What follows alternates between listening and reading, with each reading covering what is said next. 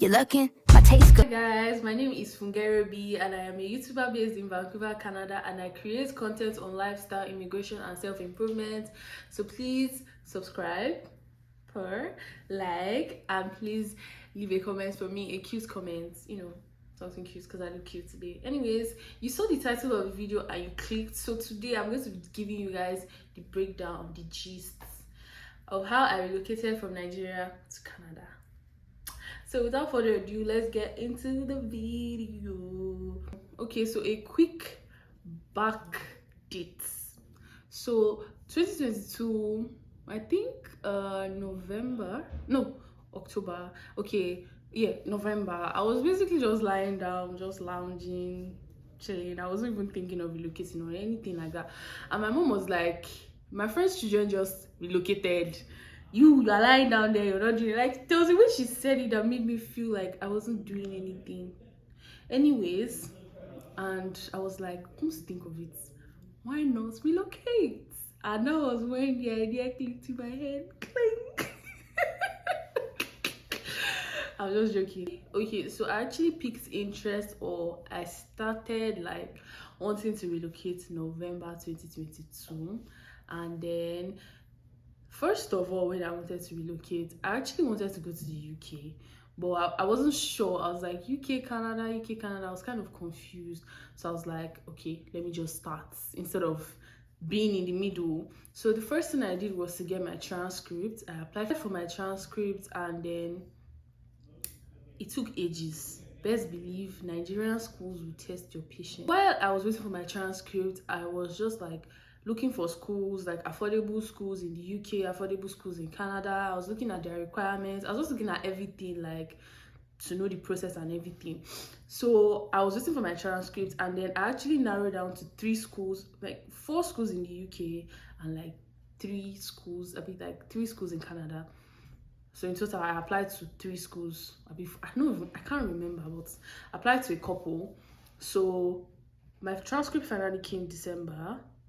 I think, was it December? No, my transcript finally came January 1st after the whole celebration thing. I had to go to my school to go and like what's up before they finally brought out my transcript for me.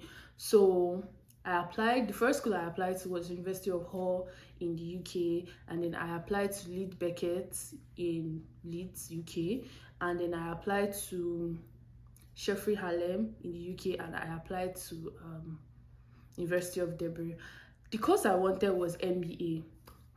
And another thing was like the schools I was applying to in the UK, they were all free, but it wasn't the same thing in Canada. Anyways, we'll get there.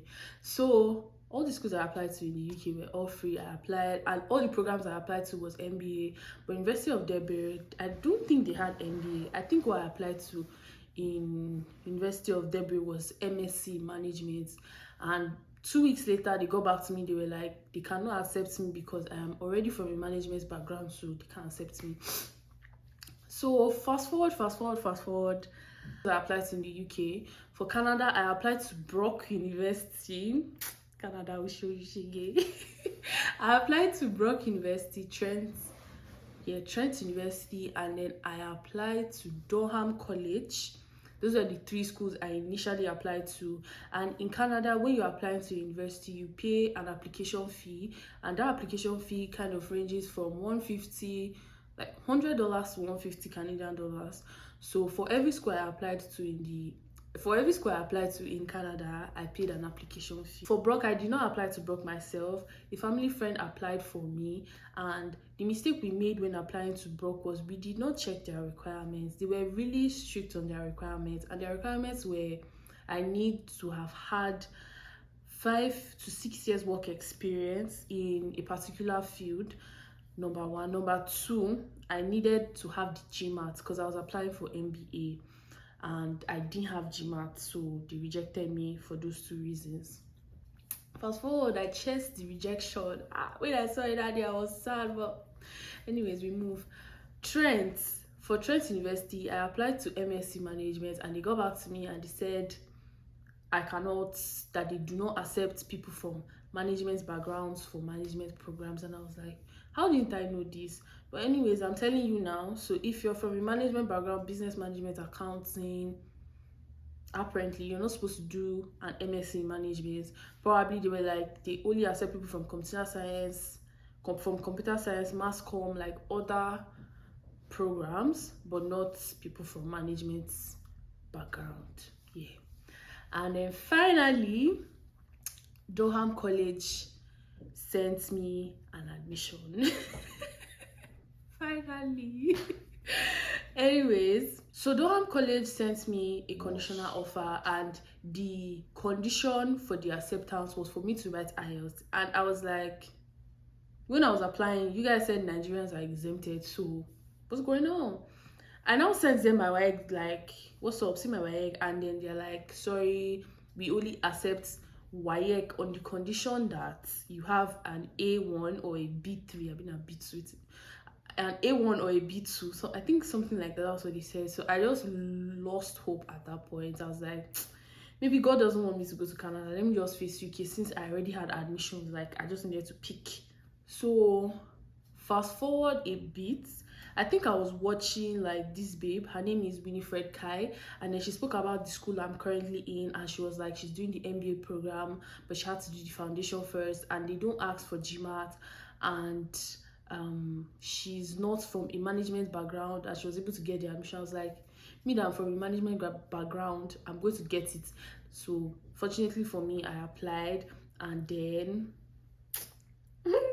weeks later they sent me an email, hi Fugere, you've been accepted, blah blah blah blah blah, and I was so happy. And that was when the journey started. A little summary: the application process was just really easy. You just go to their websites and put all the required documents. It's really easy, something anybody can do. It's nothing really difficult that you have to go and start paying an agent for. No, you can do it yourself. So to the next process, which was my visa application.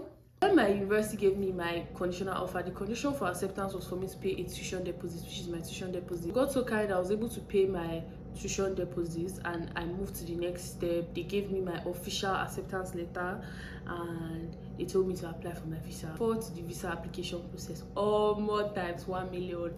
Like, it's not easy. But I was actually on my school group. I was on my school group on Telegram. I would really advise everybody to join. Just if you're going to university, try and check Telegram for your school group. You'll be able to connect to other people. So I joined my school group, and I was just like reading the messages. Like, I think someone posted like all the documents you need for your visa application. So I was kind of like going through it and stuff like that. And then I think, okay, one of my friends, she's my friend right now, that was the day we met. She was like, I just got my PPR, and I was like, I was happy, like it was me that got my PPR. And I messaged her, and then she was like, oh, she just got her PPR, and like she was really excited, and she was like talking to me, like trying to tell me how she did it. And I was like, can I do this thing myself? I was feeling kind of skeptical, because the first thing I had in mind when I started this whole process was, if I'm applying for this visa, I'm doing it once and it's coming out once. I'm not doing it 2 times. I'm not a 2-time applicant. That was the mentality I was going with. Anyways, she spoke to me. She was like, oh, she did herself, and like I can do it. Like, I don't need an agent. And then, truth be told, I was actually talking to an agent at the time. Like, I've spoken to like 4 different agents. The first, we mentioning any agent's name because I don't want to give bad publicity. So the first agent I messaged was like, okay, I'm going to be paying 3,000 USD. You say what? I'll pay how much again? Please tell me. And I was like, I was like, okay, sorry, what's the 3,000 USD for? Like, please explain to me. And they're like, it's just for my process. And I say, relax, explain to me again, what is the 3,000 USD for? Sorry, I cannot hear you, come again. I was like, nah, I can't pay that money. Even if I cannot pay that money. But yeah, I messaged the next agent, and they were like, I think I'm going to mention that agent's name because I highly recommend them, which is Maple Education. I messaged Maple Education. They replied me. They were like, oh, this is their process, blah blah blah blah, and they were really affordable and everything. But didn't use Maple because my friend was like, I can do it myself. Like, she was just like giving me the you can do it, and that's what I'm here to tell you. You can do it yourself. Anyways, after I messaged these other agents I saw on Instagram, and they were like, I think they told me 500k. I said, this one said like this one said like this. You why your own come cheap? Anyways, I was like, I can do this thing myself. IRC has 2 portals, so my friend sent me the new portal. I'm going to be putting the link in the description box, and that was the link I used to apply for my process. Disclaimer before the video goes on. Number 1, I am not IRC. I am just giving you the gist of my own experience. I don't expect it to be the same with yours, which is normal. Number 2, I am not an immigration lawyer. I'm saying it, I'm laughing, but I'm for real. I'm not IRCC. I don't work at IRCC. I'm just telling you my own experience and the little knowledge I have based on I went through the process as well. So yeah, please don't come and start asking me a question like I am IRCC. Thank you guys so much as you asked the question with love. That was how it started. I started gathering my documents based off what I'd seen on the group, and like I kept on watching like YouTube videos. Like I watched a whole lot of YouTube videos about visa application process, which really helped me. Mara Adibe, like which other person was I watching? I think I was watching Ada of Canada. I was watching a whole lot of YouTubers, and shout out to them because their video was really helpful. I found out that medicals was one of the requirements for a visa application. I was like, I'm going to do my medicals up front, so I booked an appointment through their portal, and I did my medicals in IOM Abuja. I booked my appointment through their website.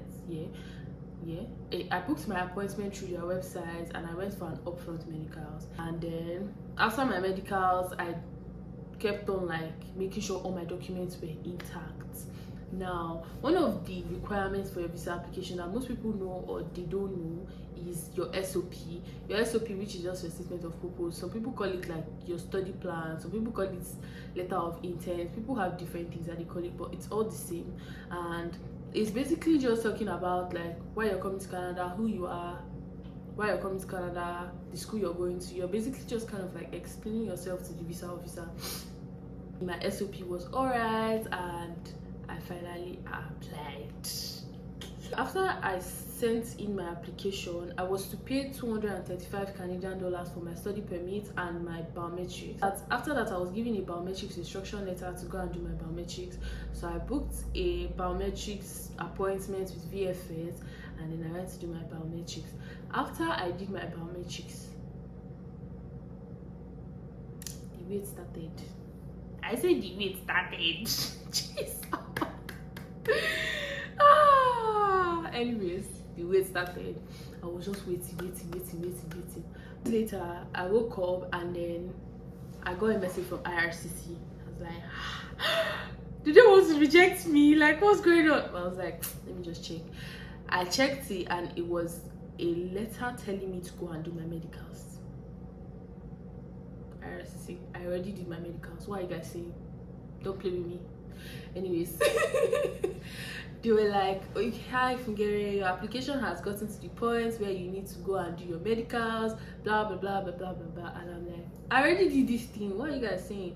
Anyways, I raised the web form and I sent them my medicals again. I'm also going to be leaving the link for the web form in my description box. I raised the web, sent them a web form with my medical results and my medical information sheets, because when I went to do my medicals, they gave me an information sheet which I was to upload, and I already uploaded that. So I sent it to them again, and I was like, let me go to IOM and ask them, maybe they forgot to send my medicals or something. Me nobody play with me for this country. I just went there with anger and I showed them, what have you people? They were like, oh, we already sent your medicals. And I'll calm down, and I went home. I started to fire prayer. It's funny now, but it wasn't funny then. I was like, I was praying. Anyways, fast forward to some days later, that was like 5 days later or so, they sent me another message. And that day, I was already tired of the whole process. I was like, I beg anything that was happen should happen. So I went to my friend's house. I was just chilling, we're just relaxing, and IRCT sent me a message. They were like, "Hi, Fungeri, you have a message in your inbox. Go and check." I tried to check it through my phone. It didn't open. I used my friend's phone. I tried to check it. It didn't open. Nothing did happen. Anyways, I messaged my brother. I was like, "What's up? Are you online? Please help me check this link. This is my password. This is my username. Help me check it and help me screen record." But he's like, he doesn't really understand this site. I'm like, "Okay, just help me to screen record everything you're saying and send it to me." And then he screen recorded everything, and then I saw medicals passed by 6 o'clock, passport request by 6:02. I was screaming because I wanted this thing. Like, I prayed for this, I manifested this thing. So seeing it happen in my life, I was really grateful to God. I was so happy. I was happy. I was screaming. I was not telling my friend. Like, she was like, "Wow, congrats." I was like, thanks. And that was it. So after my passport requested for my passport, I went to submit my passport through DHL, and I waited for about a week. I didn't hear anything about it, so I was like, let me just go and spend some time with my family. And apparently, when you submit your passport to VFS, like when they ask for your passports, when IRS asks for your passport and then you submit it, it actually takes 10 days. I had no idea. I was just in a rush to just see stamp my passport. And you know, stamp and everything. Anyways, I now sent it to my dad. I was like showing my family and stuff like that. They were all happy for me. And the next thing to do was to book my flight. So I started checking cheap flights. What put me for trouble? Anyways, I had like a couple of options: Lufthansa, KLM, Ethiopian, and British Airways. So my parents just got me British Airways because I was just a confused child. So I booked my flight. So I went through Abuja to Heathrow to Vancouver, and yeah, I'm here. And then I already had a place to stay prior to me coming to Canada. So it was accommodation, apartment hunting.